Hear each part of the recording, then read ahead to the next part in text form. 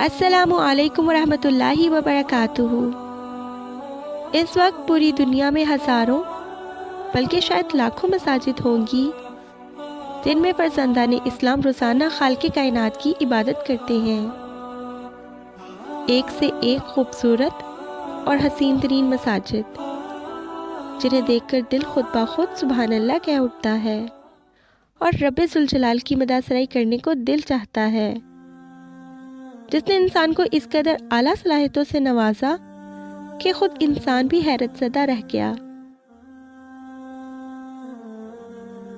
فرزندان اسلام کے مقدس ترین مقام بیت اللہ کے عین سامنے مکہ کلاک ٹاور کی ایک عالیشان عمارت واقع ہے جو 2013 میں اپنے افتتاح کے موقع پر دنیا کی دوسری بلند ترین عمارت تھی۔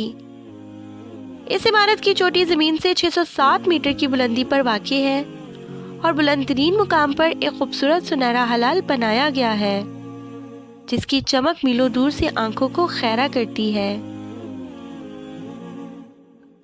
چوٹی کے عین نیچے سنہری ہلال کی بنیاد پر ایک خاص کمرہ بنایا گیا ہے جسے کائنات کے خالق کی عبادت کے لیے وقف کیا گیا ہے۔ رپورٹس بتاتی ہے کہ یہ دنیا کا بلند ترین عبادت خانہ ہے۔ نماز کے لیے بنائے گئے اس کمرے تک پہنچنے کے لیے ہائی سپیڈ لفٹ استعمال کرنا پڑتی ہے جو عمارت کے ٹاپ فلور تک جاتی ہے۔ اس کے بعد 18 میٹر کا فاصلہ پیدل طے کیا جا سکتا ہے یا اس کے لیے دنیا کی بلند ترین چیئر لفٹ استعمال کی جا سکتی ہے۔